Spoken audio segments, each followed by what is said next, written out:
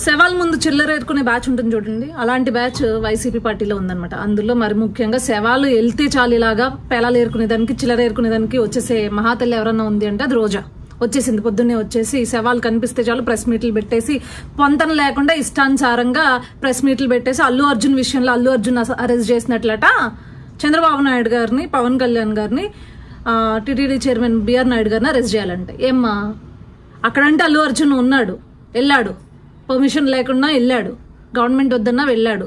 కానీ ఇక్కడ ప్రభుత్వ వైఫల్యం కాదు ఇది, ఓకే, కేవలం అధికారుల నిర్లక్ష్యం వల్ల జరిగింది. కానీ కూటమి ప్రభుత్వం ముందుగానే చెప్పింది దీని వెనక ఎవరున్నా సరే కఠినమైన చర్యలు తీసుకుంటామని చెప్పి, బాధిత కుటుంబాలకి అండగా ఉంటామని చెప్పి క్లియర్గా ఇచ్చినా కూడా నువ్వు వచ్చి మైక్ ముందు రాజకీయం చేస్తున్నావు అంటే, అవును, స్వామివారిని అడ్డం పెట్టుకుని స్వామివారి దర్శనాలతో స్వామివారికి దర్శనం చేపిస్తానని చెప్పి వ్యాపారం చేసిన మహాతల్లివి ఇంతకు మించి బాధ్యతగా ఎక్కడ మాట్లాడతావు, ఎలా మాట్లాడతావు?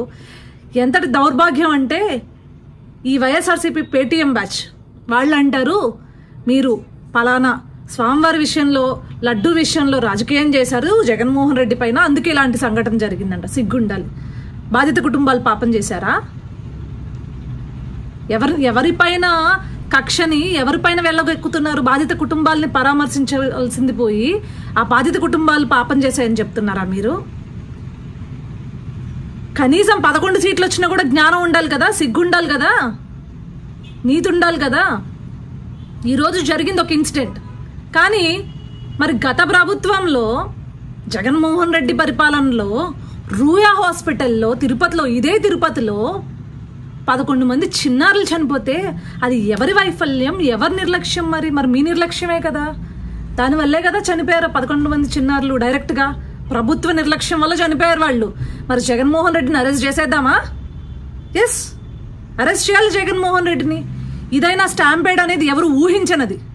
కానీ ఒక గవర్నమెంట్ హాస్పిటల్లో, రూయా హాస్పిటల్లో ఇలాంటి ఆక్సిజన్ లేక ప్రభుత్వ నిర్లక్ష్యం వలన 11 మంది పిల్లలు చనిపోయినప్పుడు ఆ రోజు మరి నువ్వు బాధ్యత తీసుకోలేదు కదా రోజా, మీ ప్రభుత్వం బాధ్యత తీసుకోలేదు కదా. కానీ మీలాగా బాధ్యత తీసుకోలేని ప్రభుత్వం కాదు ఈ కూటమి ప్రభుత్వం.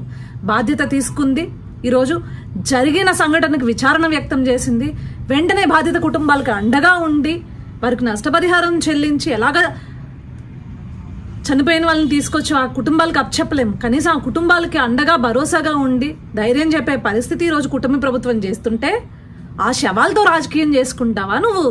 సిగ్గు లేకుండా స్వామివారి దర్శనాలని వ్యాపారం చేసి కొండపైన వ్యాపారం చేసిన దానివే నువ్వు, ఎంతకన్నా తెగించగలవు. నీలాంటి దాన్ని పక్క రాష్ట్రం తమిళనాడుకి కాదు, పక్క దేశాలు తరిమి కొడితే రాష్ట్రాలు దేశాలు సుభిక్షంగా ఉంటాయన్నమాట.